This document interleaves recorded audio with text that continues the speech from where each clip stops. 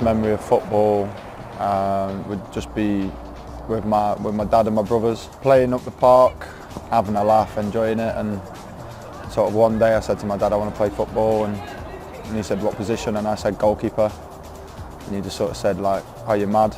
And then ever since then, went down to the local team, and it went from there really. But my family was all sports. My mum and dad were athletes, both ran 400 metre hurdles.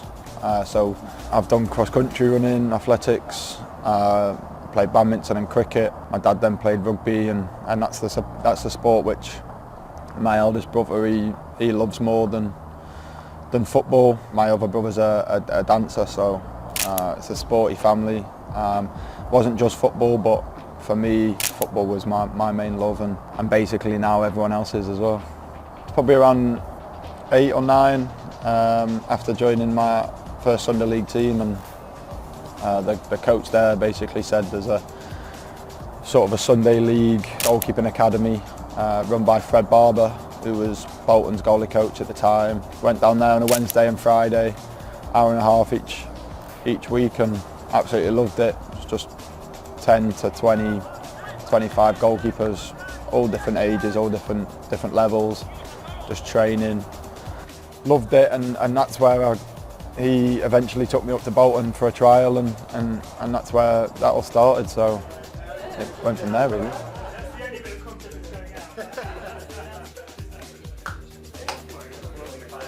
I went on quite a few trials at different places and got rejected, and then ended up with a decision to make between Huddersfield and Sheffield United. And that's probably when I thought to myself that this could be something I do for long term. Throughout my Bolton career, I just enjoyed it, and you know, the grass was green all the time, and I enjoyed it. And then suddenly it hit rock bottom, and had to decide of a big change really, of leaving school and moving to Huddersfield or Sheffield, and chose Sheffield in the end, and it was Sheffield United. So there was always more tough times to come, but it was probably then when I realised that it could be something else other than just football. There was never a period in time when I was going to call it a day.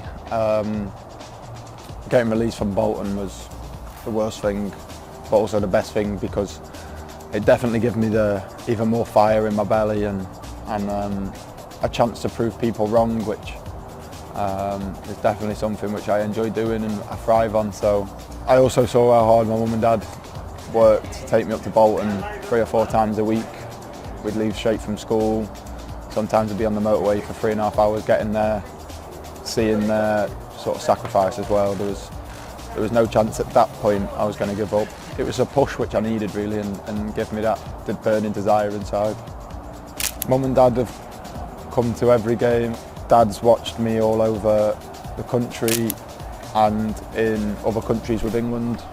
They come everywhere, and to be honest, they still go and watch Wimbledon if I'm not playing on a Saturday, and they want to do the same for Sheffield United and Bournemouth as well. So they're football mad now because of me, and they follow me everywhere, and it's great knowing that they're in the stands and I can give them a wave, and they just love watching me play.